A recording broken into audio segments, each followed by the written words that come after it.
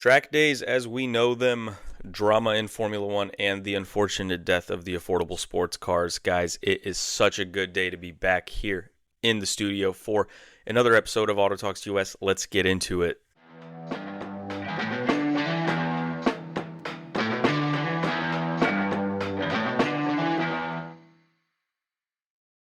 So we went. This is kind of an interesting episode, broken up into several sections because just the things that I wanted to talk about. We went to G2 Motorsport Park yesterday for their members' track day.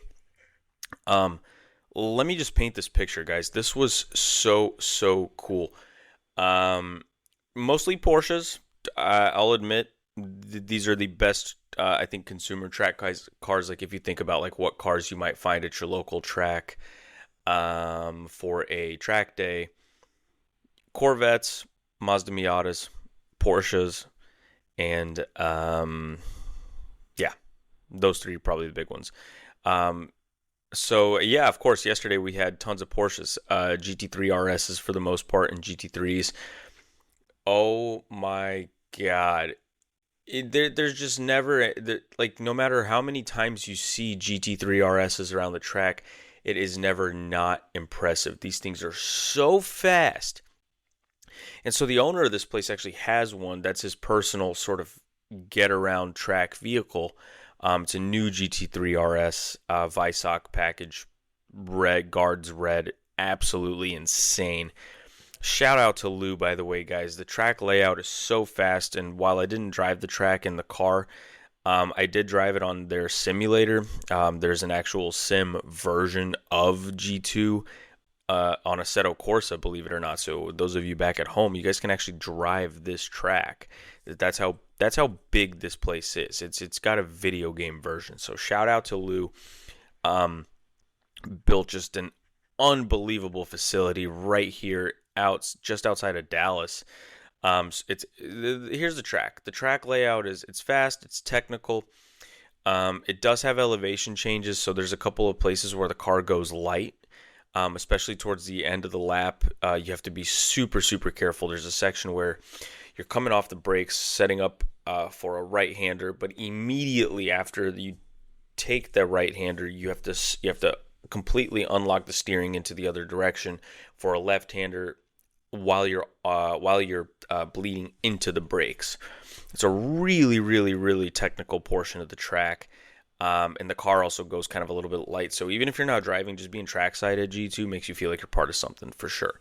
You definitely feel like you're in kind of this racing sort of environment. And they got the tower too. It's the flag post, the flag tower for the start finish line. So I got up there, took some pictures. The pictures were just amazing. I'll have to figure out a way to possibly maybe link them to the episode, so that you guys can just take a look at the pictures because it was awesome. Actually, well, I'm posting on Instagram, so if you guys don't follow me on Instagram already, definitely do that, at AutoTalksUS _IAP.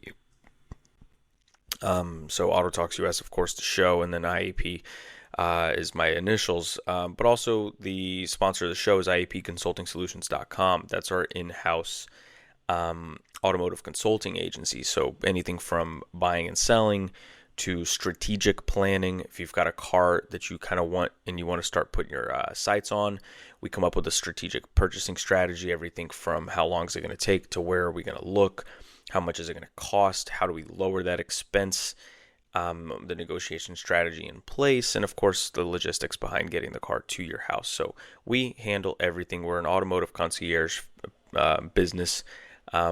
Some people call us an agency, whatever you want to call it. It's automotive consulting 101. You don't buy expensive art without talking to an art consultant first. You don't buy a Rembrandt without talking to an art guy. You don't buy an expensive house without a real estate agent. So cars are no different. You need an expert on your side. That's what we do. Moving forward though, yeah, okay, so one more thing on the G2 note. I was also doing a photo shoot with a friend. She's got a beautiful Ferrari F8. It's kind of black, it's purple, it's a contrast mix of colors. So basically when they wrap the car, some parts are black, some parts are purple. Really, really cool, really unique look. It's also got purple underglow, so it's just a very, very cool kind of design on this Ferrari. We did some cool photos at the track. Unfortunately, no pictures of the car on the track because she's not a race car driver. She's a hardcore enthusiast. Don't get me wrong. So yesterday we didn't have an opportunity to get the car on track, but that's not to say we won't in the future. I think that'd be pretty cool to get pictures of the car actually on the track and in action. So we'll see what we can do on that front. Now, shifting gears a little bit, I hope I don't spend too much time talking about this Formula One race this past weekend, but I have to. This weekend we don't have any racing, unfortunately. It's a off weekend for the drivers. They can relax.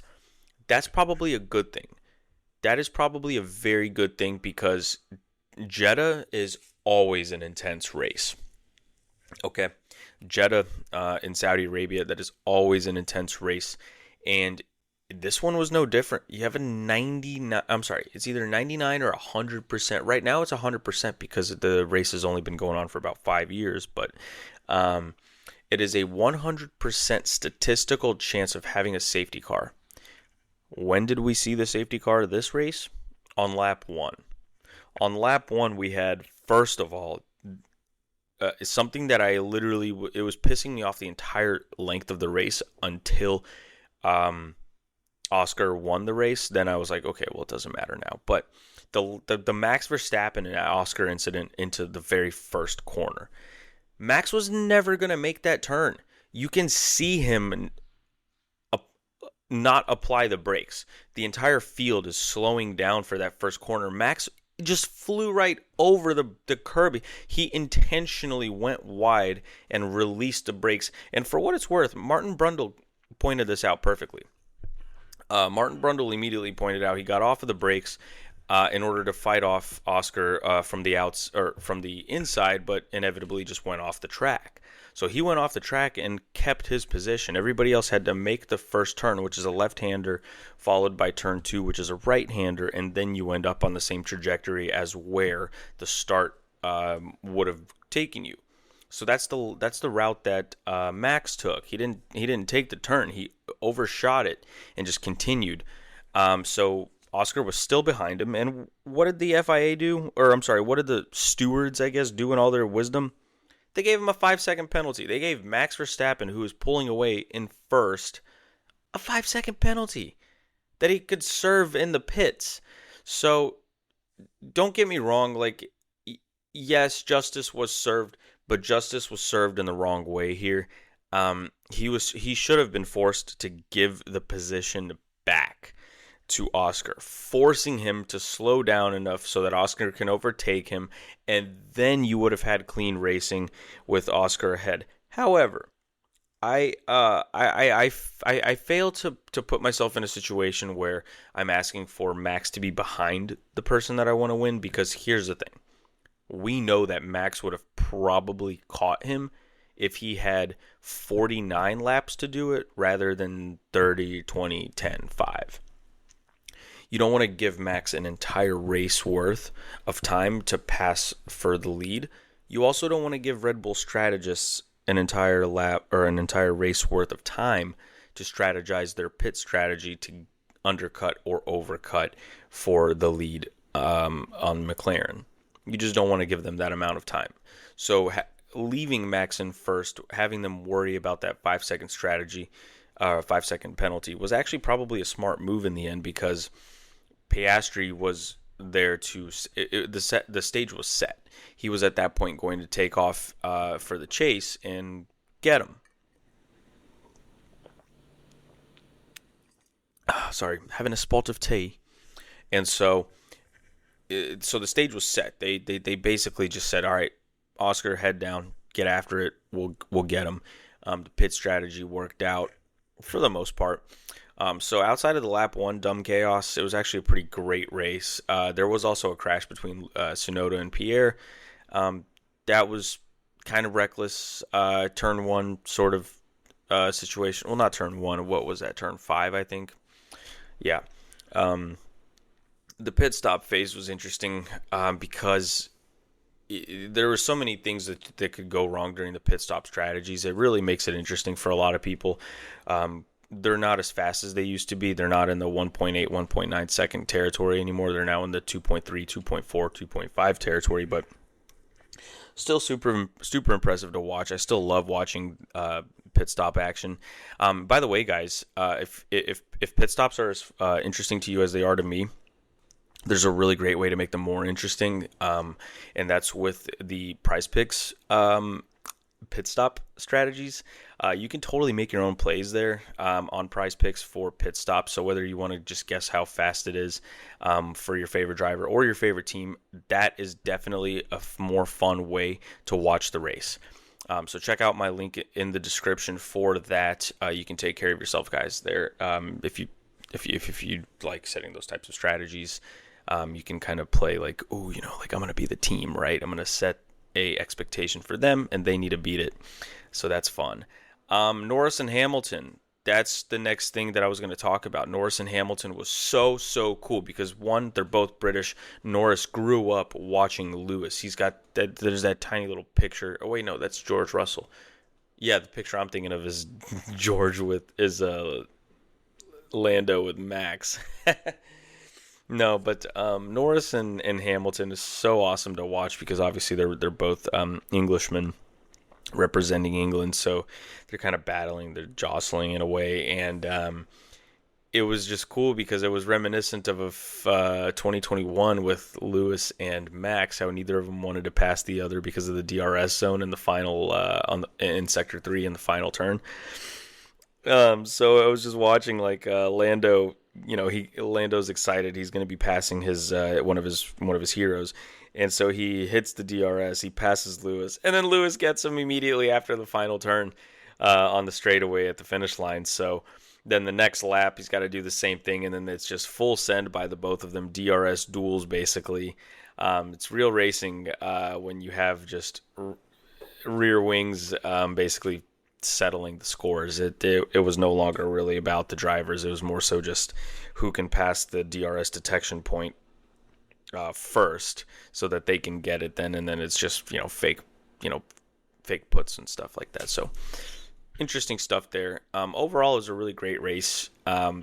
We had a Ferrari on the podium, which is all I really care about. I'm a massive Ferrari guy, so it was just such a relief to see Charles make that pass on Russell, yeah, and from fourth. So he made that pass on Russell, put it on on the podium, and from there we just had ourselves a great podium. Piastri, who was second? Oh, Max, right? Wasn't it Max Verstappen? Yeah, it was. Yeah, Max, and then Charles. It had to be. Yeah, it was Charles. So that was a good podium. I was pretty happy. It was exciting racing. Everybody sort of did what they were supposed to do outside of the Tsunoda and Pierre crash. So all in all, fantastic race. Oscar Piastri is, I hate to say it. I mean, I don't jinx him. Like I'm a nobody. So I'm going to go out there and say it. I think he's probably going to win the world championship this year. I don't think Max can do anything. And here's another important thing to mention.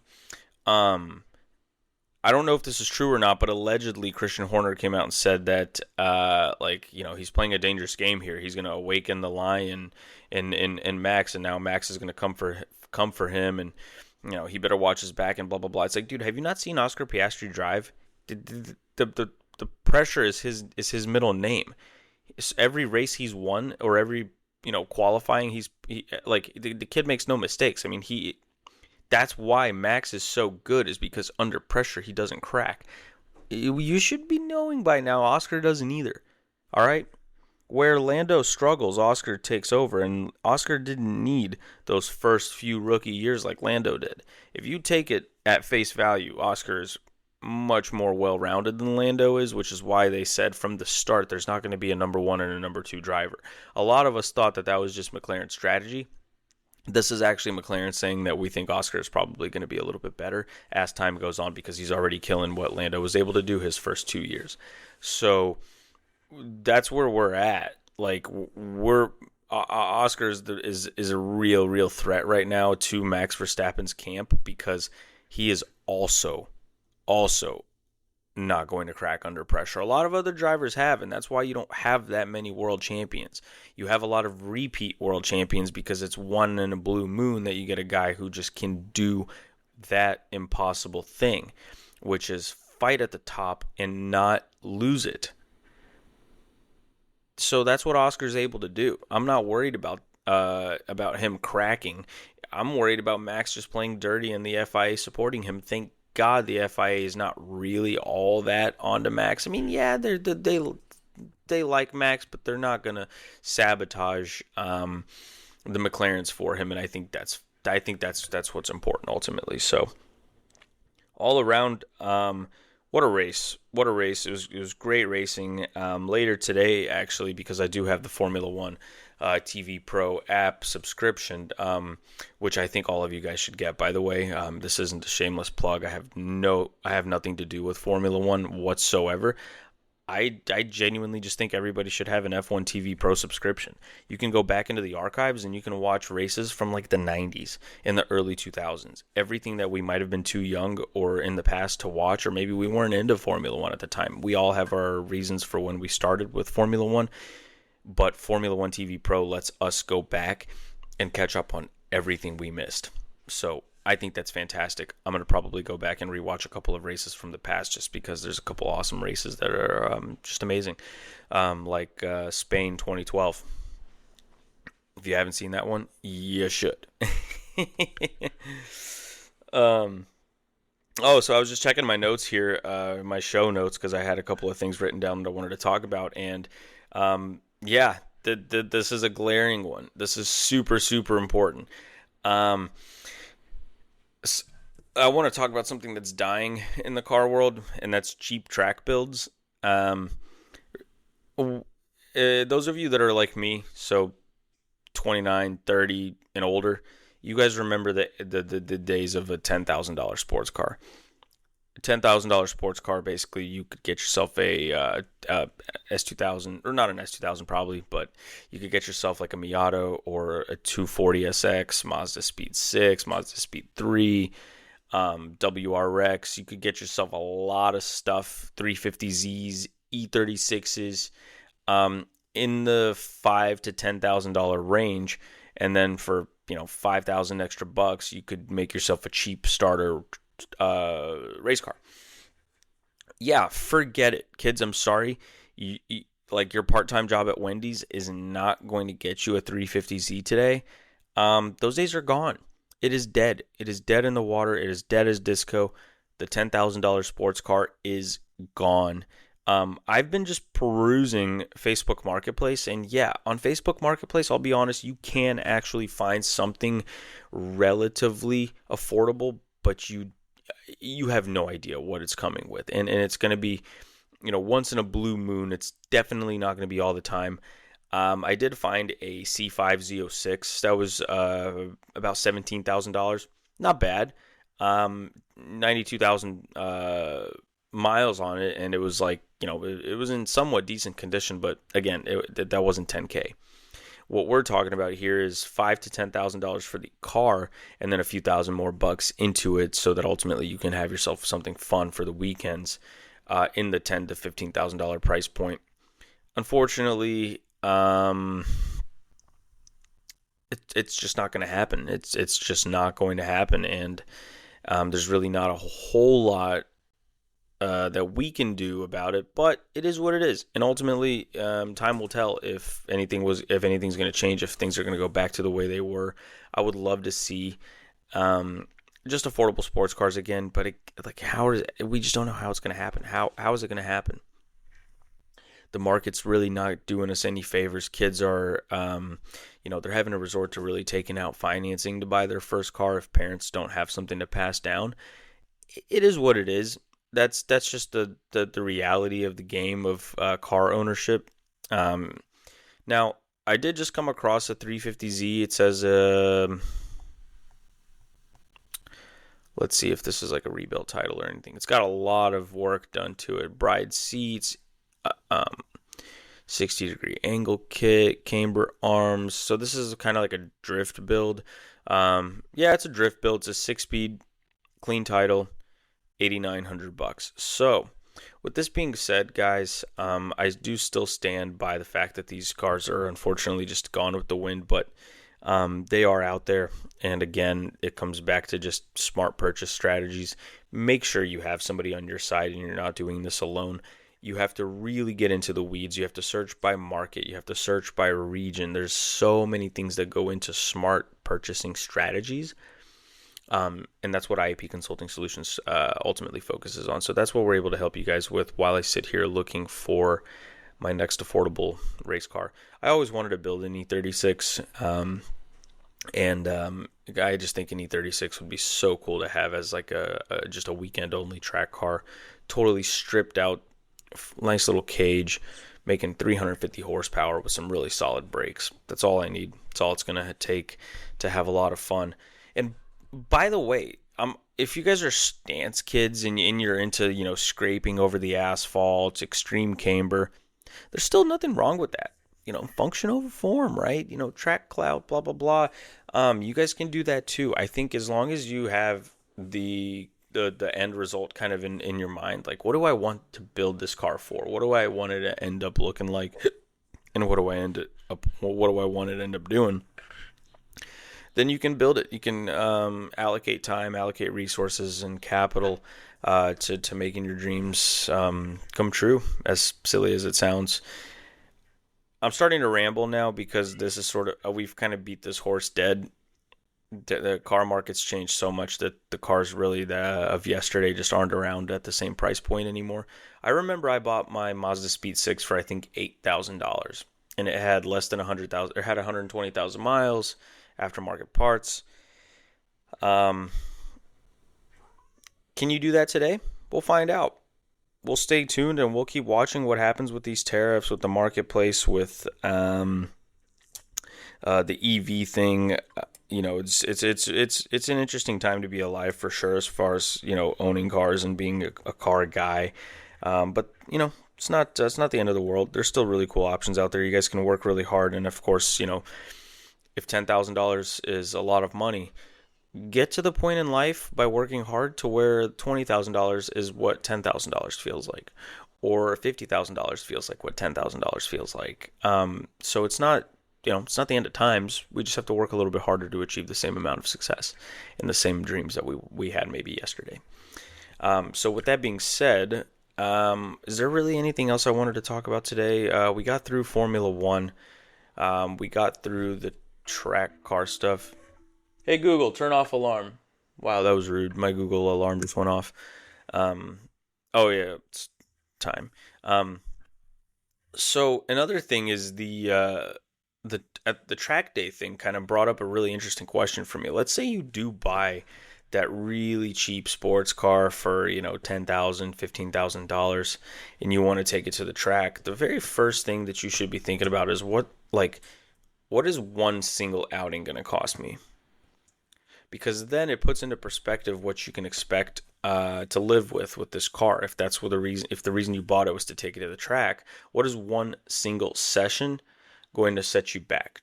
Is it fluids? Is it brake pads? Is it safety equipment? Do you need to have like a cage and just all those things you have to initially do? But then it's pads, rotors, tires, tire pressure gauges, jack stands, all of those little things you got to factor in, and all of that has to be done for every single session. So it's a big commitment to build something for racing. So a cheap track build is not going to be necessarily cheap to actually use functionally at the track. It might just be pretty it might just not cost as much to get into on the front end.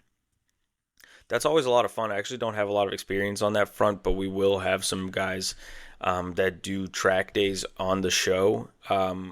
got a buddy, not really a buddy, but somebody that I would love to get to know better. He's a mutual friend who races locally here, and so I really want to get this guy on the show to tell his story about what it's like to be a weekend racer with his own car that is purpose built for racing, and just get that feedback, get that perspective, because we all, at the end of the day, as car people, we want to treat ourselves to these types of experiences. And so it's really cool to get people on the show who actually do it, and they can give us perspective as to how affordable, not affordable, how easy, how hard, and just how realistic it actually is to get into racing as sort of a consumer, that sort of deal.